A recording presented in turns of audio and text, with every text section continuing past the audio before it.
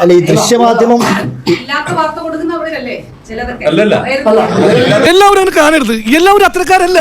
ഈ സർപ്പത്തിൽ തന്നെയല്ലേ വിഷമുള്ളതും വിഷമില്ലാത്തതും ഒക്കെ. അങ്ങയോട് പറഞ്ഞ ബാക്കി അവനോടല്ല. ഹരിദാസിന്റെ വാർത്തകാരിയെ ഞാൻ പറഞ്ഞു. അടിച്ചതിന്റെ ഏപ്പിളക്കി കളയും. ഒന്ന് പോവാടാ മരമാക്കി പോയി തരത്തി പോയി കളിക്കടാ. എന്റെ ഓഫീസ് എന്റെ PA കൈക്കൂലി വാങ്ങിച്ചു കള്ളവാർത്ത കൊടുത്താൽ കവി തല്ലു വാങ്ങിയിട്ടേ പോകുന്നാ തോന്നുന്നത്.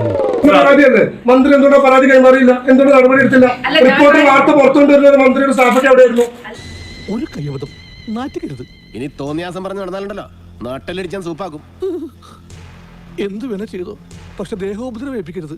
പഞ്ചഭാവോ തന്നല്ലോ, തന്നു, കിട്ടിയല്ലോ, കിട്ടി. ഓക്കെ സഹോദര, കളക്ടർ വ്യക്തമാക്കണം, വിശദീകരിക്കണം എന്നൊക്കെ പറയുമ്പോഴേ നിങ്ങളോട് ഏതുകൊണ്ട് മുൻവിധിയോടുകൂടി പെരുമാറിയത് പോലെയാണ്. ഇത് കളക്ടറാണ് വിശദമാക്കേണ്ടത്. ഞാൻ ഇറക്കി ഉത്തരവൊന്നുമല്ല. എന്താ എന്റെ ഉദ്ദേശം? അല്ല, എപ്പോഴും അങ്ങനെയല്ലേ പറയുന്നത്. നിങ്ങളുടെ ചർച്ചകളിൽ എന്റെ പടം വെച്ച് കൈക്കൂലി വാങ്ങിച്ചു കൊടുക്കുമ്പോൾ എന്റെ കാര്യം നിങ്ങൾ കേട്ടിട്ടുണ്ടോ? പറഞ്ഞിട്ടുണ്ടല്ലോ. ഞാൻ എടുത്തു തരാലോ, എടുത്തു തരാലോ. മന്ത്രിയിലെ കാണുന്നത് നിങ്ങളുടെ ചർച്ചകൾ ഞാൻ എടുത്തു കാണിക്കാലോ. ഞാൻ നിങ്ങളോടാണ് പറഞ്ഞത്.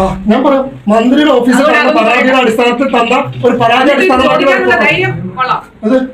ഞങ്ങൾ റിപ്പോർട്ട് ചെയ്ത് വാർത്ത ഉത്തരവാദിത്തമുള്ളതുകൊണ്ട് തന്നെയാണ് ചോദിക്കുന്നത്. ഇന്നും കിട്ടിയില്ലേ? കിട്ടി. ഈ കിട്ടുന്നതിലേക്ക് എനിക്ക് സന്തോഷമേ ഉള്ളൂ. ഇനിയും കിട്ടാൻ വേണ്ടി ഞാൻ പ്രാർത്ഥിക്കാം. നിങ്ങൾ 2 ഡേറ്റ് പറഞ്ഞില്ലേ? എന്റെ PA അന്ന് അവിടെ ഉണ്ടായിരുന്നെങ്കിൽ അത് ആര് തന്ന പരാതിയാണ്? ആര് തന്ന പരാതിയാണ്? നീ അറിഞ്ഞ ഞാൻ പെട്ടു. തൽക്കാലം ഇത്രയും മതി. വരട്ടെ.